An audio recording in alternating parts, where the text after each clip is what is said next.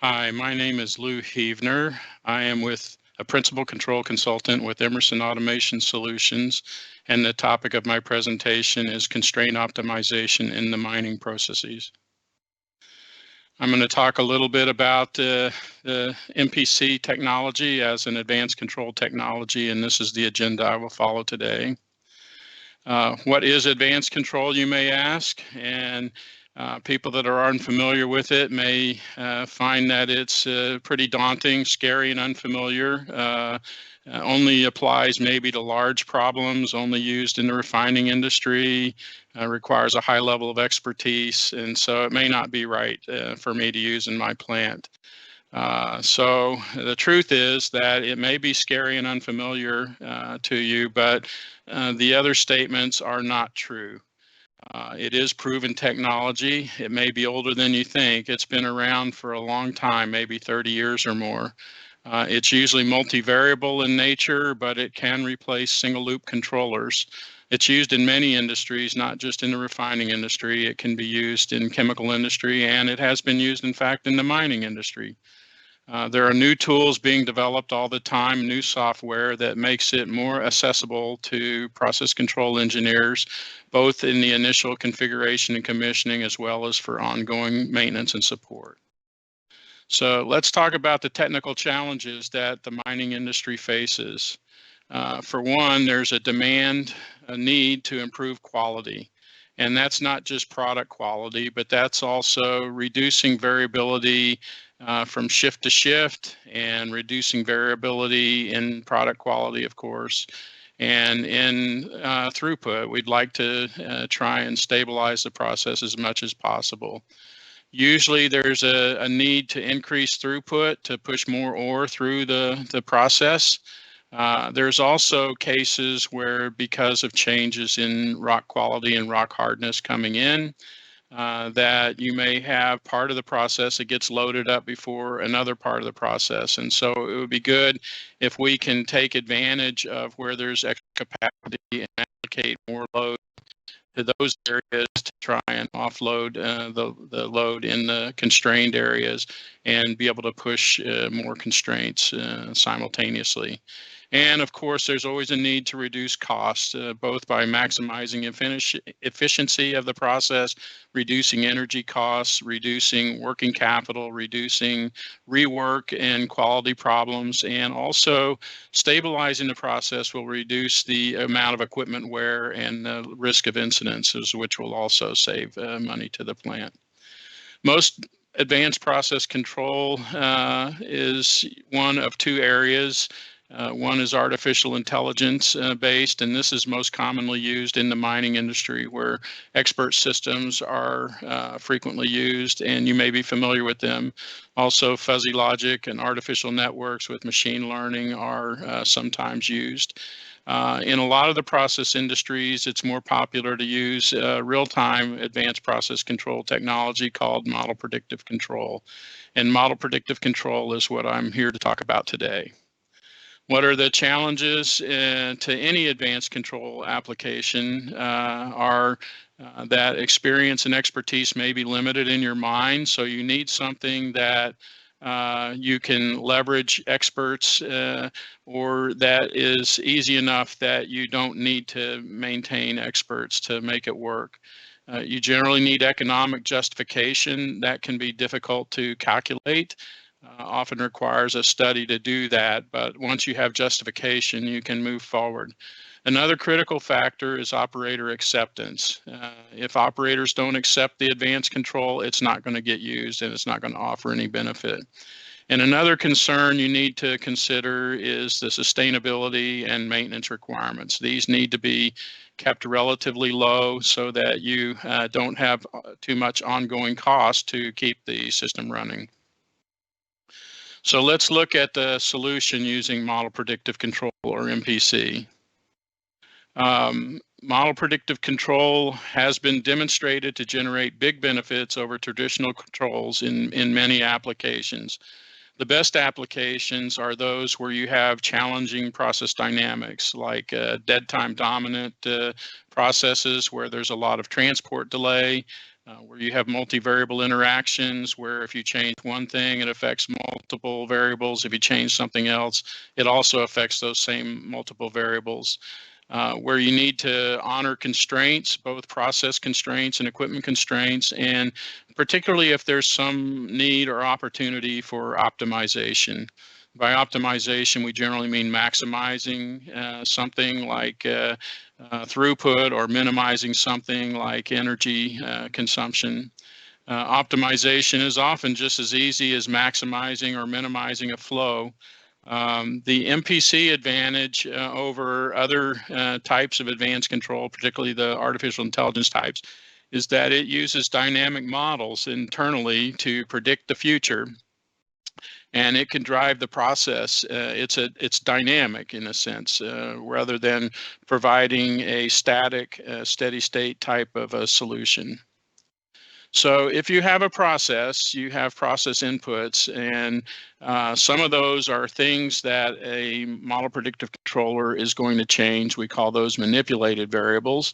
Some are things that are going to affect the processes. They may be measured, they may be coming from another unit, but we're not going to be able to change them. So those are disturbances, measured disturbances. There may be other disturbances like ambient conditions that we can't really do anything about. We may not even be able to measure, and they may affect the process as well. The impact of all these process inputs and the process working on them is to produce changes in controlled and constraint variables and possibly other unmeasured variables as well. So let's talk about what these variables are. Manipulated variables are those variables which a controller is going to adjust to try and keep the process on target. Controlled variables are process outputs. Those are measurements that have a particular set point. It might be density, or it might be particle size, or it might be level or temperature or pressure, but these are variables that would have a set point. Disturbances are measured process inputs that can affect the process, but they don't have a way to be controlled by this particular controller. And constraints are like control variables. They're process measurements, process observations that need to be kept within limits, but they don't have a set point associated with them. Sometimes you may try and push those. They may be optimized constraints where you try and push them to a maximum or minimum limit, but there's just limits. There's no specific set point. So model predictive control works like this picture. We have a relationship, a model of how the process changes when a manipulated variable or disturbance variable changes. So that model may include dead time and some other dynamics, typically self-regulating, but not always. And so when you make a change in a manipulated variable, you can predict what will happen in the future and use that information to decide what the next moves should be.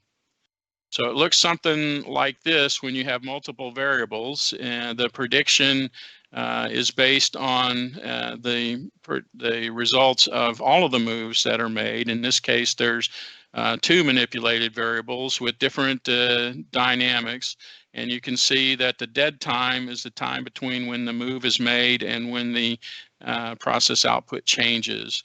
And so when you have multiple variables, the predicted value is going to be the sum of all the responses of all of the process inputs. Process models might look something like this, and this is for a SAG mill that we did one time, and you can see that there is a response to the things we might measure. Things like the SAG mill density, recycle, bearing pressures on the inlet and outlet, downstream equipment, circulating load around the ball mill circuit, and so forth. Most anything that you could imagine as a process output or that you can measure, you might use and to build a model to how it responds. In this case, you can see we actually had three manipulated variables. This is to the change in in sag feed, but we could also have seen models for the change in water feed or the mill speed itself. So you can look at an individual response and you can get the dynamics. So in this case, for the discharge pressure, when the sag speed goes up, that's the manipulated variable. The sag discharge pressure will decline, and there's a dead time of about 30 seconds and a gain of about 0.13 is the minus 0.13 is the gain and negative gain, and then a time constant, first order time constant of about 1500 seconds. What the operator might see when the operator is running the plant is a trend that shows what has happened in the past and what is expected to have in the future. Also, he can have the handles to turn the controller in and out of service. He's got a list of the control variables, of the manipulated variables, of the constraint variables, and of the disturbance variables, and he can click on one of them and bring them up into the window in the lower left. Now, different systems from different vendors may have slightly different views, but this is one view. Now, one thing that's really valuable is optimization. This is where the rubber really meets the road. And operators normally operate the process in a relatively safe way, and they have a lot of other things that they're responsible for watching. So they may be a little bit slow to make a change, or they want to make sure that the process is actually moving when it's time before they make a change. And so the MPC controller, though, is running minute by minute, 24/7, and it's only looking at what is happening with it. So it tends to make changes faster than the operators, and the difference between the operator performance and the MPC controller is the additional benefit that's available to the plant. Now, the way we do this is we identify the operating constraints in a plant, and that is the envelope of operation, you might call it. And it could be based on equipment limits. It could be based on process measurements like pressures and temperatures and so forth. But you have an operating limit that's within the constraints. And if you push to one corner of that, you might be able to solve some objective like minimizing energy. Another corner may do another objective like maximizing throughput and so forth. And so you can pick the objective that you want to do and drive it towards the appropriate corner for doing that. Now, you may wonder, how do you implement this technology? And there's some steps that we go through to implement this technology. The first thing we want to do is understand the process and put together a functional design. Then it uses software that's typically licensed. So we need to make sure that we have all the software and licenses installed that are required, and then we configure the system based on the functional design. Once we've done that, we want to make sure that the base loops perform properly. So all your PID loops and logic and so forth is checked out to make sure that it provides the appropriate response to set point changes and disturbances coming from the process. Now, to identify the models that we're going to use in the model predictive controller, we need to do some process step testing. So we would take each MV and we would go through a series of steps, bumping the MV up and then bumping it down and bumping it up and bumping it down. Each step lasting some duration, the step size chosen so that it doesn't create too much process disruption, but it is allowing us to identify the process dynamics. And then from the results of that testing, we would do identification of a process model and verify that it's a good model.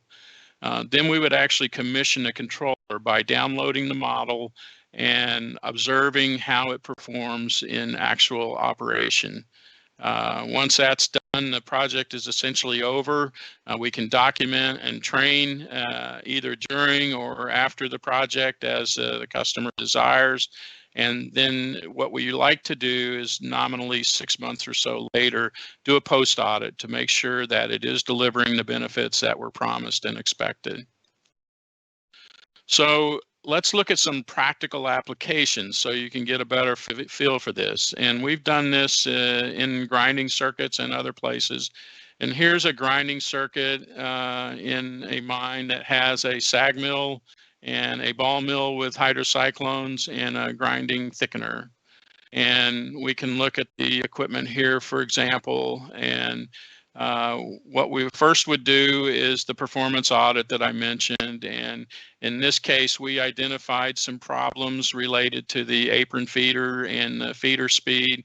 There was a lot of dead time in that. And so when you make a change to the feed, you don't see it at the ball mill or at the sag mill for some amount of time.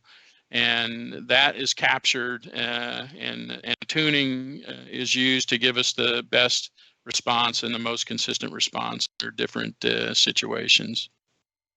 Then we need to identify the constraints and what are the constraint limits. In this case, there was some constraints on the maximum fresh feed. That was a regulatory limit.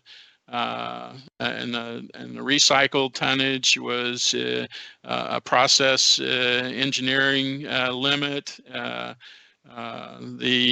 Some of the others you can see on there, particularly the bearing loads and motor protection are there for equipment protection, and in order for the process to be able to have full removal of the precious metals, we need to make sure that the product grind size is on target. The control objective, for example, in the sag mill was to maximize fresh feed throughput. And as I showed in the previous display, we have the ability to change the feed, change the water, and change the mill speed. Some of the constraint variables we're looking at are the mill power and load and density, as well as a recycle rate. For stability, we're looking at rate of change and a mill overload ratio to make sure we don't get into an overload situation. And because this feeds downstream units, we're looking at downstream units to make sure they're not being overloaded, in particular, in this case, the ball mill and the thickener. And there's a few things we can look at, particularly the feed rock size, hardness if we had it, as disturbance variables. So what the operator might see is something like this, where he can adjust the different variables. The one on the left is for the engineer when he's setting up the controller. The one on the right is what the operator would see. And in the middle of that is a superimposed window that is the optimizer window that tells him what's actually happening with the optimizer. Here's a nice interface that allows you to see which variables are currently constrained, whether they're high limited or low limited, and how much of the time they've been limiting. So it's a good way to troubleshoot the process and look for debottlenecking opportunities. We're going to see these for the next couple of units as well. So in the ball mill design, the control objective was to maximize water addition and cyclone efficiency. And our manipulated variables were the cyclone feed pump and the water addition. We did not have the ability, it was a fixed speed ball mill. We're looking at a number of variables as constraints around the ball mill, including around the cyclone, circulating load, and downstream constraint on a surge tank and the thickener. There are disturbance variables that are important to consider, and one in particular was the number of cyclones and whether a cyclone was being opened or closed. We could include that as an MV and actually change the cyclones, but in this case we didn't. But we wanted to know how many cyclones were active and open, and if one changed or not, then we would know that. Again, the interface for the ball mill might look something like this. And the constraint view is might look something like this, where you can see, again, which variables are constrained and whether they're high constrained or low constrained for optimizing the process. Thickener, quite similar. We're trying to maximize the bed mass to increase the underflow density. We're looking at one manipulated variable, in this case, a very small, simple problem, the thickener underflow. And we're looking at constraints of bed mass, underflow density, rake position, and torque on the rake. and we're trying to really maximize the amount of solids in the bottom of the thickener. There may be disturbance variables that we would consider, such as uncontrolled water flows coming in from somewhere, maybe recycles from somewhere else in the plant.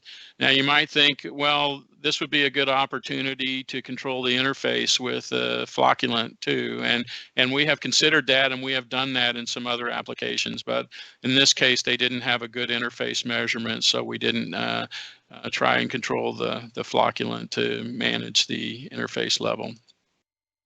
Again, the operating display might look like something like this. The constraint limit display might look something like this. And so then that's kind of the examples that I had. So let me summarize where the value comes from with model predictive control. As compared to expert systems, it does not require deep process knowledge. Basically, we need to know the constraints that the process must stay within, and we need to define some kind of an objective. To maximize feed is a typical one, but there may be other control objectives that we're interested in as well. It could be cascaded to an expert system. So in some cases, an expert system may provide constraint limits that may change under different situations, or some set points that may change under different situations.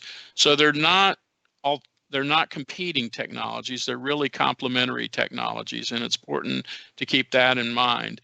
The MPC does the best job of dynamic control because it is a dynamic controller, and it moves the process gently through a path going from where it is now to its optimum conditions, and it's able to respond quickly to changes in operating conditions. If you get a change in rock hardness or some other situation that causes the process to move into a different regime. It's cost effective. It's really software and license fee. And those are typically scaled by the number of manipulated variables that you use. Services are typically involved. It's something that you can do once you're trained, but typically a service provider, a consultant would implement an MPC like one of these in a matter of a few weeks.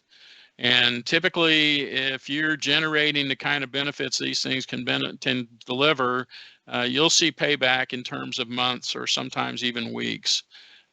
We often see a 1 to 5% increase in throughput. We often see a 2 to 5% decrease in unit energy consumption. We often see a 2 to 3% decrease in chemicals. We often see a 1 to 2% decrease in product losses or precious metal losses in the case of mining. And really a big one that doesn't have an economic number attached to it, but which is very important, is often you see a 50 to 75% decrease in process variability measured as standard deviation. So if you look at feed rates over the course of a month, the standard deviation will have some value, and after MPC, we often reduce that by half or more. And the same thing might be true for particle size coming out of the grind circuit. You'll get more consistency coming out. And if you have issues with shift-to-shift variability, the MPC can learn the way that your best operators operate the mill and make sure that it's operating like your best operator would when his full undivided attention 24/7. So that's my presentation, and thank you very much for listening. If you have any questions, we can take them now.